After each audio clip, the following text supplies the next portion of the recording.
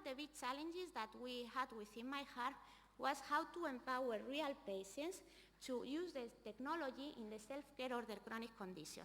And that was the aim of the user interaction work package in which I was working.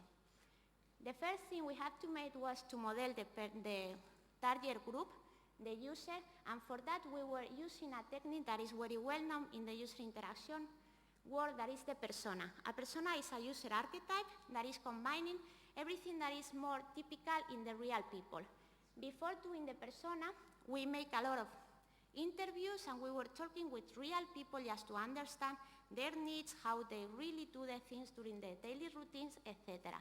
And finally, we defined a persona that is Carlos Gomez because it's from Spain, like me. He's 72 years old, that is more or less one of the average of them.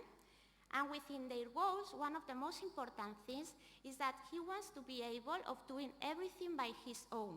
So we really need to do a very intuitive and easy to use interface. Also, he's very, very worried about his heart condition because he has heart failure and he has feared to die, for instance, with a sudden death. After that, we were defining the different scenarios in which Carlos, our persona, was going to use the system. We have two scenarios mainly. One scenario that was performed at home with all the measurements and symptom questionnaire, etc., and also an scenario outdoors, because we have mobility in our system and we have wearable devices in our system, and we want to promote a healthier lifestyle. So we are going to advise our user where possible to do a short exercise.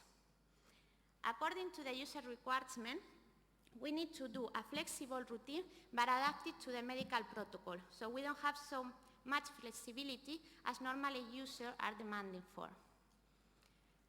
Within heart failure management, we were defining all the different contexts and grouping all the different activities in context. In summary, there were the morning context, that is one of the most important contexts because it's in which we are going to measure the basal information in order to assess and to stratify the risks. In this, we are going to include the weight measurement, the blood pressure measurement, the questionnaire, and the most important one, that is the measurement of the bioimpedance and the electrocardiograms in basal conditions. Then we are going to have a context that is the exercise. It's not going to happen daily, only when the user is prepared for doing it and the doctor has prescribed the necessity or the availability of doing this exercise. Right? Okay. And then in the evening, we are going to, if necessary, we are going to ask more things to the user, or we are going just to measure the user during the sleep. The requirement, just taking into account everything that we were discovering from our users, they need to have very, very easy to use device, portable, with mobile capabilities, etc. So we discovered that the most suitable device was a PTA. And that's what we were using.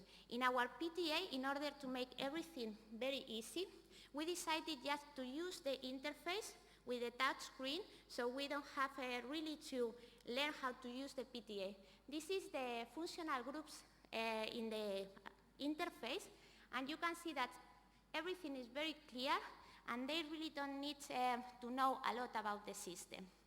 As an illustration of the sample, the interaction occurs with the minimum of the interfaces. You can see in the rectangle that if everything is going well, they only have to press one button to perform all the activity. But the interaction is much more, as we have seen in our model, because we have all the implicit interaction.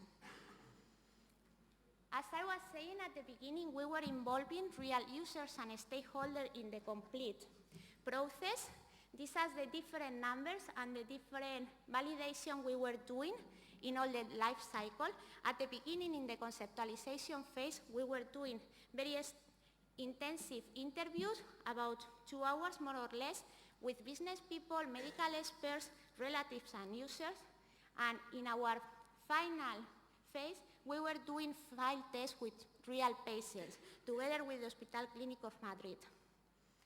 I would like to show you some pictures here of the real patients using the system, putting the wearable devices on them and trying to use the PTA.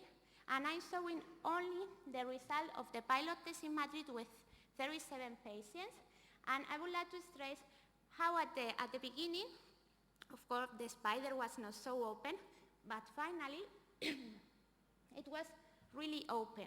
If we see the overall impression, apart from the vest, that they have some problems still with the design, they think that it's not so pretty, but according to the general impression and the ease of use and everything, you can see that all the results are over 4, so they are really good results from the acceptability and the usability point of view. To stress some of the overall results, we have very good results in overall, very good strengths, but still we have some weakness, like the people still need to interact, and not only with the PDA, but also with different sensors, and this is not really an easy task. But the positive results, both technical and from the acceptability point of view, really encourage us to follow with our research, and what we want to do in the future is really to go into a product and really to go into a very real technical solution that is more than a prototype, because in research what we do normally are prototypes.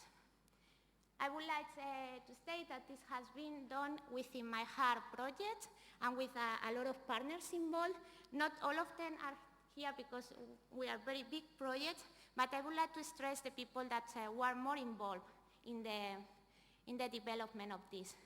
And to finalize, I would like to stress that it's not so important what we do with the research, but how our users are going to use it. And this is exactly what I'm trying to do with my research. Thank you very much for your